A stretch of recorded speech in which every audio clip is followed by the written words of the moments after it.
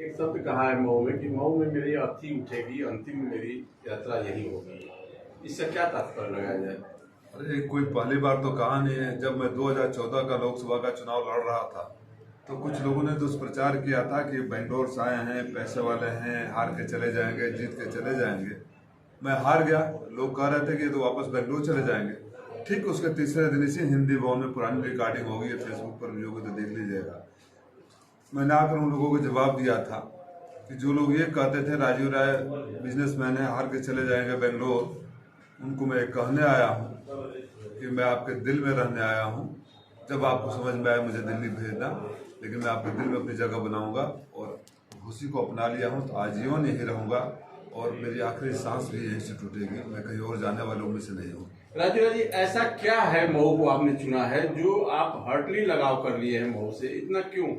देखिए, पहला मोहब्बत आदमी इंसान कभी भूलता नहीं है। पहला चुनाव में जिंदगी का लोकसभा का ही लड़ा और वो मौका मुझे घोसी में मिला। कल्पनाथ राय जी का नाम सुनकर हम लोग बड़े हुए थे, विकास पुरुष, और वो एक हम लोग कहीं थे बचपन में सुना करते थे। मैं कल्पनाथ राय जी से जब मिला तो प्रभावित भी बहुत हुआ था।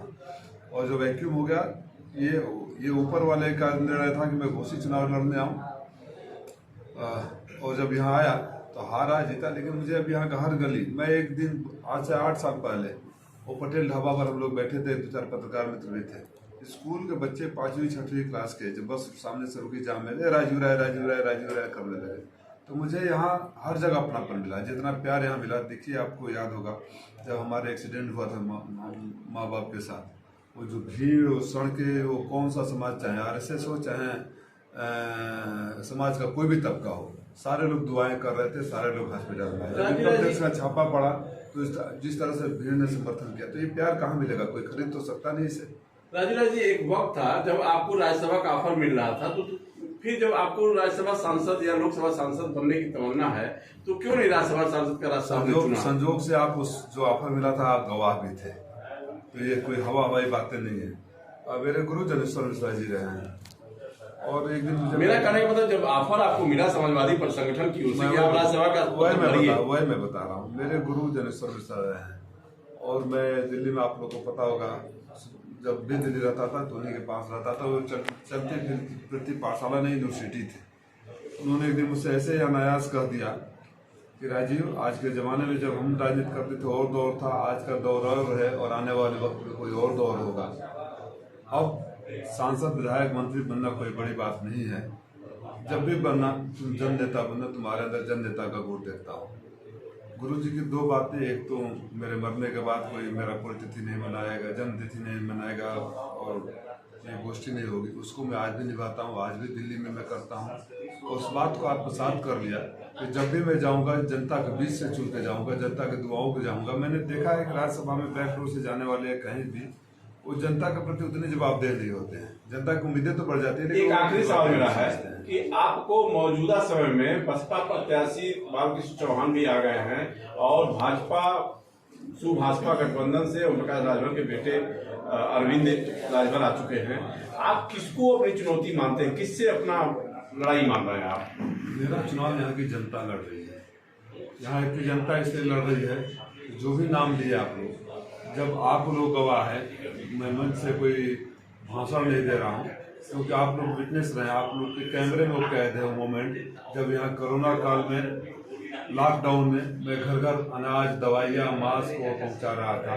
जब लोग अपने घरों में दुबके हुए थे और मैं भी मौत के मुँह में था, तभी मैंने सुनिश्चित किया कि कोई आदमी बिना इलाज के न मरे, जीतना वरना उनके हाथ में है।